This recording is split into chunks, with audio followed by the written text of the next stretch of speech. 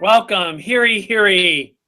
It is Mr. Armstrong and Mr. Holman back for another computer side chat. Today we will conquer what topic, Mr. Armstrong? The Magna Carta, or the Great Charter. Oh, we're going to talk about the Great Charter. I'm adding a few sound effects today, so this could be entertaining. Well, I noticed we both have crowns on, so today's topic is totally about the king, right? King John. Okay, so we're going to get started here. We're talking a lot about the king today. And so why don't you pull up our little presentation? We'll get started. All right. Here we go.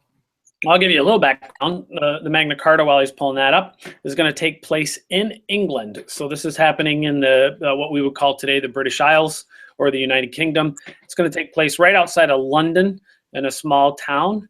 And so I think we'll start right there. At least we know where we're at. All right. So go ahead and get us started with your little discussion and your topic with Rex Lex, and here we go. Okay, well, the Magna Carta, I'm going to click and stay on your slideshow instead of going back and forth. So the Magna Carta kind of means the Great Charter or the Great Agreement. So what we're going to go into is this agreement between the nobles or the nobility and an agreement with the king. And they're pretty angry with the king. And to help you understand why they're angry with the king, we're going to bring in two Latin terms. One's called rex, and the other one is called lex. Okay. Now, you may have seen the word rex. If you've seen rex before, let's think about where we've seen rex. Mr. Armstrong, any ideas? That makes me think of the dinosaur. Oh, so the Tyrannosaurus rex is known as the king of the dinosaurs. So rex is another Latin word for the king. Okay, so it means king. Lex is a little different. That one's not as easily to say what does the word lex mean, but do you have any way to remember that? Well, just kind of based off of what I know, the way that I kind of help remember that is the fact that it starts with an L and it's a three-letter word, and the word that it kind of goes with would be law. So yeah, that's the route that I go to remember it. Do you have any better tricks than that?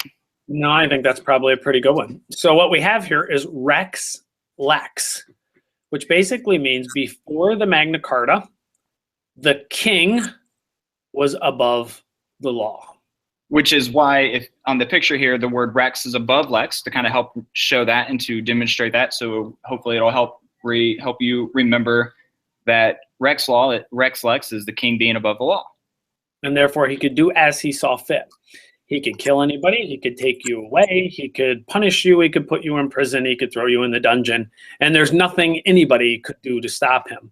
He could collect more taxes and nobody could stop him. He could come into your shop and take everything you had, and there's nothing anyone could do to stop him because he was above the law. He made all the decisions. So obviously, the Great Charter is going to change all that.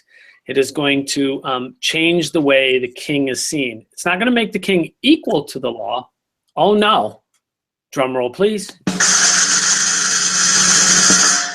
It is going to make the king beneath the law.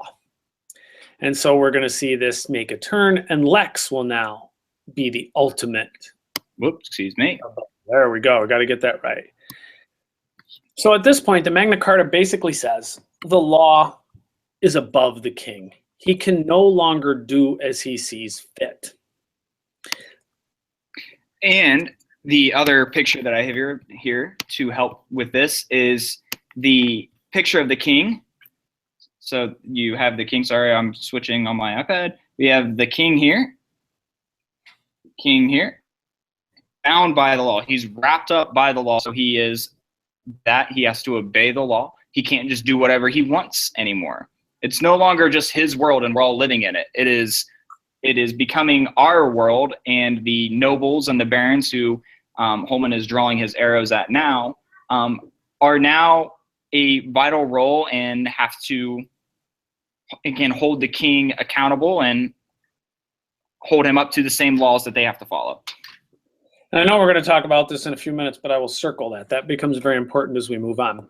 So let me give a little bit of background on the Magna Carta. You're going to read a lot more. Ultimately, King John is taxing the nobles an extended amount of money.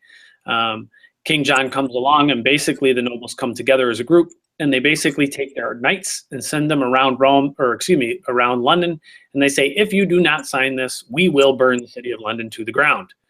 So they basically threaten the king. They turn on him. So King John is forced to meet at a place called Runnymede, which we'll talk about Runnymede, and you'll look at it when you go in. After the threat, the king is forced to sit down and listen to the nobles' demands. The Magna Carta has 65 demands they place on the king. We'll talk about a few of those. And they force him to, and I'm going to use the word sign it, but that's where you can pick it up. All right. So I've mentioned a little bit throughout the year that not throughout the year, but throughout this Middle Age unit, that education is no longer a very valuable thing. It's not what everybody's holding.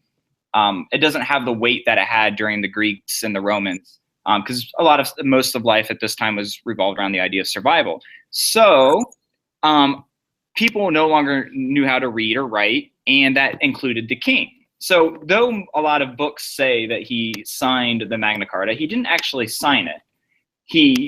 Because he didn't know how to sign his name. He used his official seal, which I just drug over here, which is basically a stamp of his emblem that he used for his signature since he didn't know how to write.